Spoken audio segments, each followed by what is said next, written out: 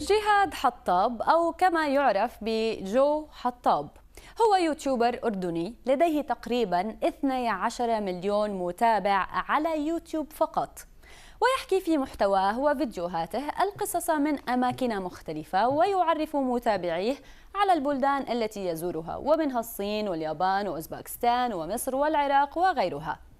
لكن لماذا أثارت زيارته للجزائر وأحد الفيديوهات التي نشرها غضب الجزائريين؟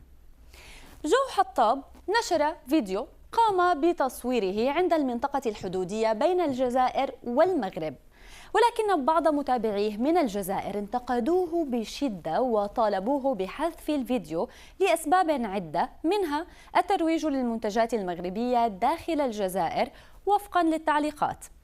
لكن ما تفاصيل القصة؟ في فيديو الحدود الجزائرية المغربية يحاول جو التشديد على أواصر الأخوة والتقارب بين الشعبين الجزائري والمغربي، إذ تتكرر كلمة بالخاوة أي بالأخوة على لسان من يظهرون معه، ويعرض لقطات جميلة لمناطق جزائرية حدودية قديمة منها مدينة تلمسان.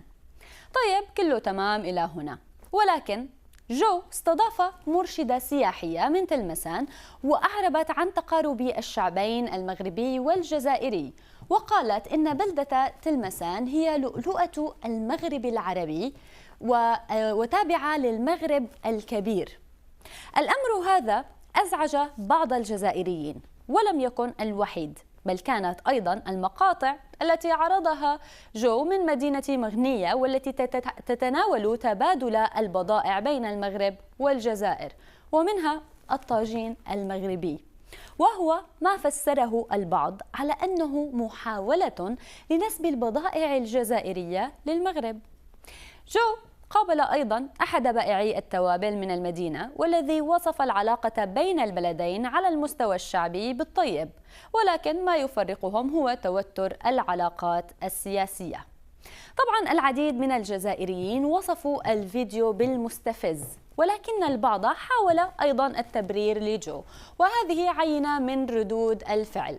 حساب أوشفيد يقول: على حد علمي السائح يأتي ليرتاح ويستمتع وللتعرف